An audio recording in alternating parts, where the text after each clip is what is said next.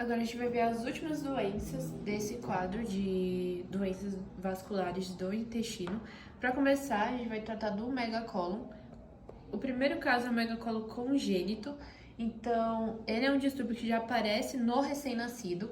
É um distúrbio motor do intestino com um segmento aganglionar que não relaxa. Então, isso gera uma obstrução funcional. A causa vai ser uma falha na migração das células da crista neural, ou seja, nas células do neuroblasto, na diferenciação em células ganglionares. Ou seja, uma parte desse intestino, a porção final do intestino, ela não vai conseguir relaxar e vai gerar esse megacólon. Então, o recém-nascido, com 48 horas de vida, apresentou redução na aceitação do leite materno, ausência de evacuação. Ou seja, na primeira evacuação da criança, que vai ser o mecônio, que vai ser essa primeira evacuação, ele não teve. E distensão abdominal. Foi internado na UTI e, após avaliação, hipótese de obstrução intestinal baixa do recém-nascido. Então, a porção final do abdômen, ela não vai conseguir relaxar. Então, as células ganglionares, elas não migraram corretamente e não alcançou a parte final do intestino. Então, ela vai afetar plexo mioentérico e submucoso. Então, a fisiopatologia vai ser uma falha na migração das células da crista neural, não se diferenciando em células ganglionares. Então, destruição das células ganglionares, gerando esse distúrbio. Então, vai atingir o plexo mioentérico submucoso com hipertrofia de troncos nervosos.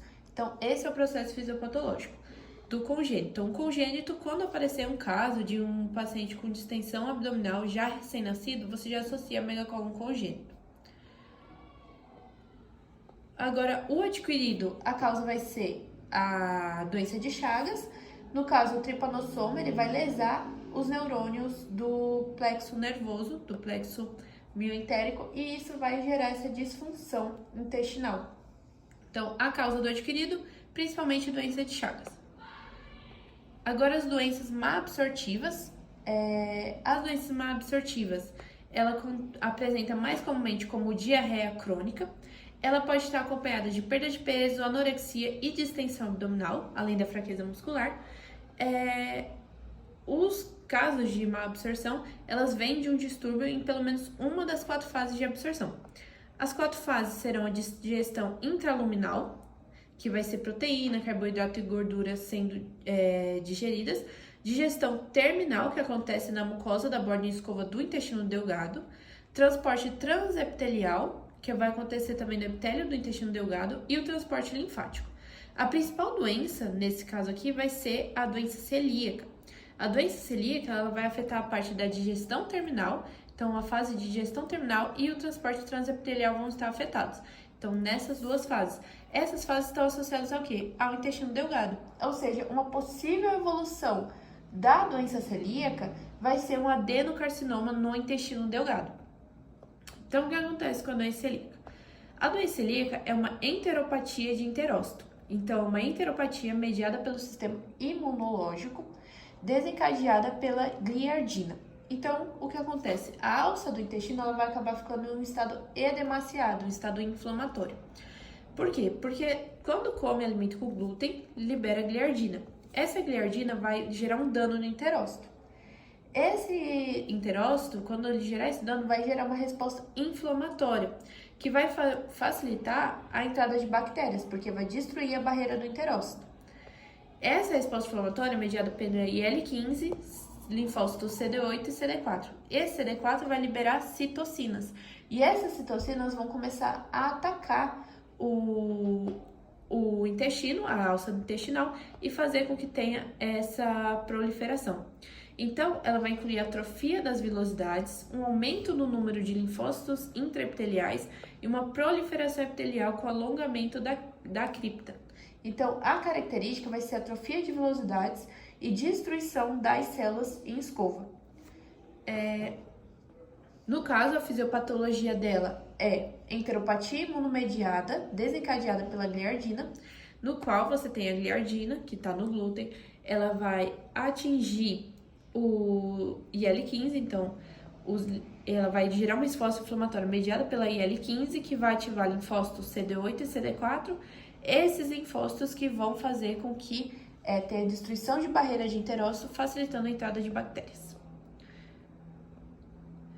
Como ela vem em um caso clínico, né? Em um caso clínico traz aqui, ó, pacientes, 20 anos, natural residente de São Paulo.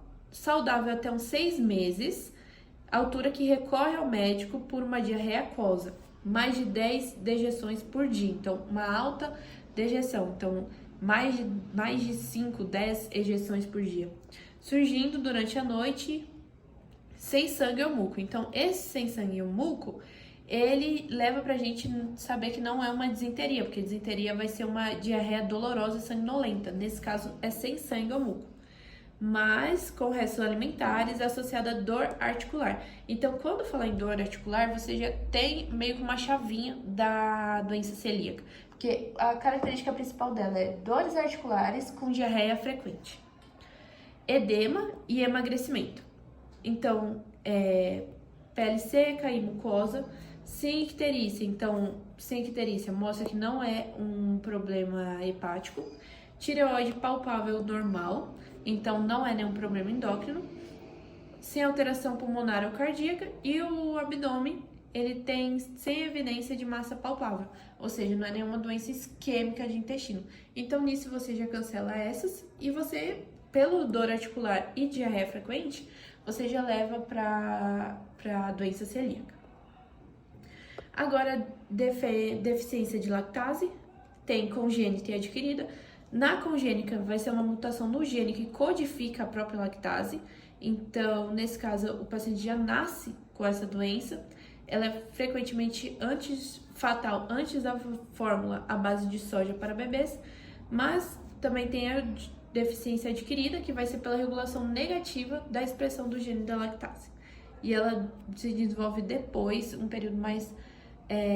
pode vir também depois de uma infecção viral ou bacteriana entérica, e ela pode também ser curada ao longo do tempo.